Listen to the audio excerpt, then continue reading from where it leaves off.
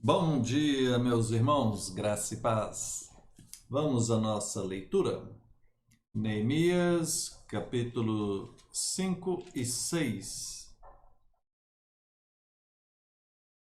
Medidas contra a usura.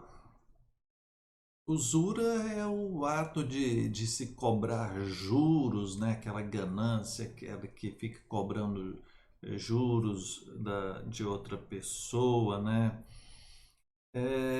Diz assim: foi grande, porém, o clamor do povo e de suas mulheres contra os judeus, seus irmãos, porque haviam os que diziam: somos muitos, nós, nossos filhos, nossas filhas, que se nos dê o trigo para que comamos e vivamos. Também houve os que diziam: as nossas terras, as nossas vinhas e as nossas casas hipotecamos para tomarmos trigo nesta fome.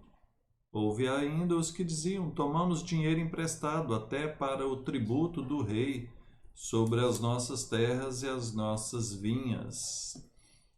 Ouvindo isso, eu, pus o seu clamor e estas palavras, eu muito me aborreci.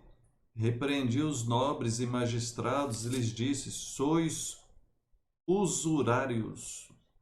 Então, agindo com usura, cada um para com seu irmão. Não é bom o que vocês estão fazendo. Verso 11: restituí-lhes hoje, vos peço, as suas terras, as suas vinhas, os seus olivais, suas casas, como também o centésimo do dinheiro, do trigo, do vinho, do azeite que exigistes deles. Então responderam: restituir-lhes-emos e nada lhe pediremos, faremos assim como dizes.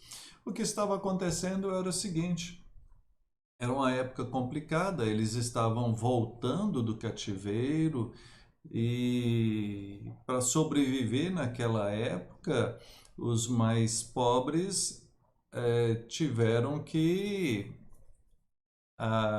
arrumar dinheiro emprestado, vender um pouco das coisas que tinham e fizeram isso para quem?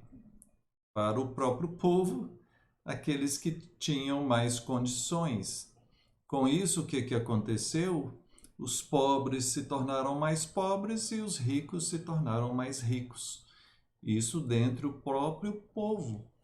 E então agora esses que estão pobres entram numa situação de miséria, a ponto de passar necessidade.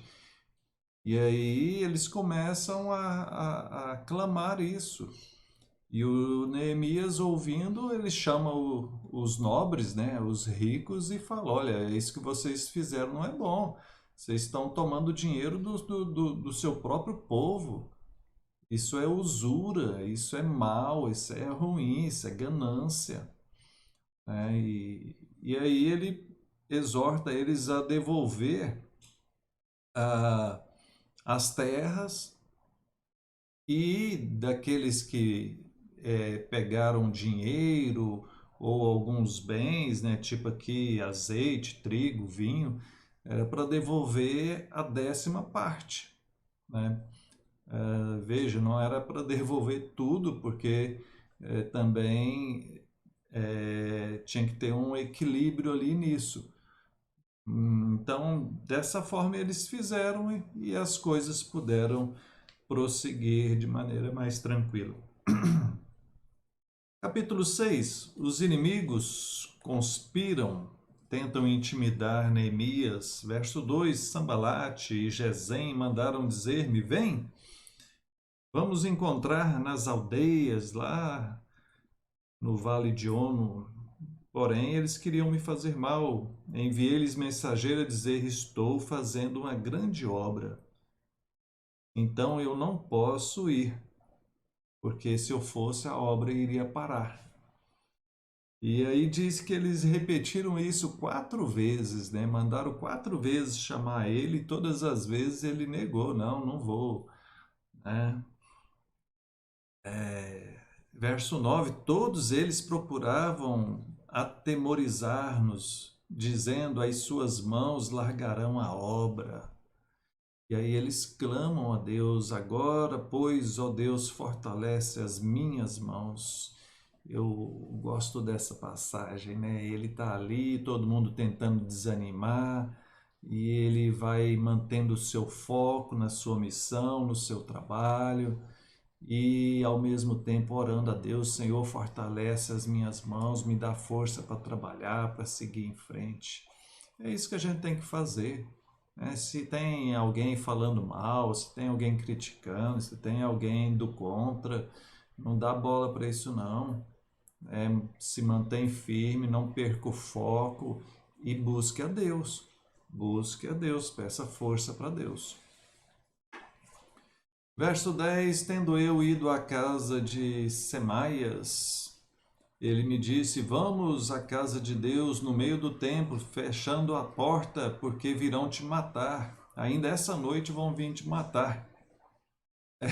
Essa história é o seguinte: naquela época, quando alguém estava ameaçado, se ele fosse para dentro do templo e ficasse ali ninguém tocaria nele, porque era um lugar sagrado, né? Então, é, servia de refúgio, né? Ninguém poderia atacá-lo ali dentro.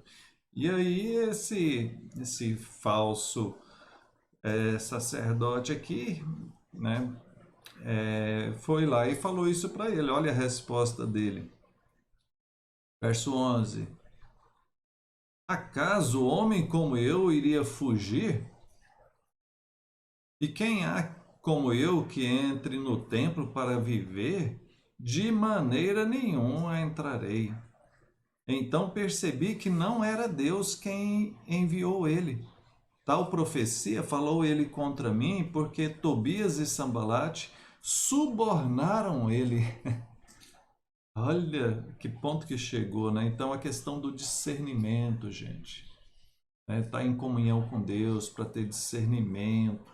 Que às vezes vem pessoas falando em nome de Deus e não tem nada de Deus naquilo ali, sabe? É coisa para desviar você. Então, muito cuidado. Verso 15: acabou-se, pois, o muro aos 25 dias do mês de Elul, em 52 dias. 52 dias eles gastaram para construir o muro.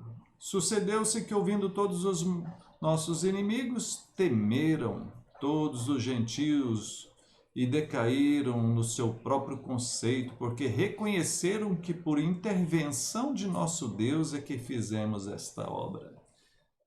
Todos ali os inimigos reconheceram que Deus estava abençoando eles.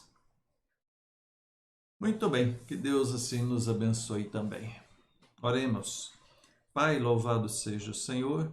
Obrigado por tua palavra, Senhor. Bendito é o teu nome. Consagramos tudo a ti em nome de Jesus. Amém. Deus abençoe e até mais.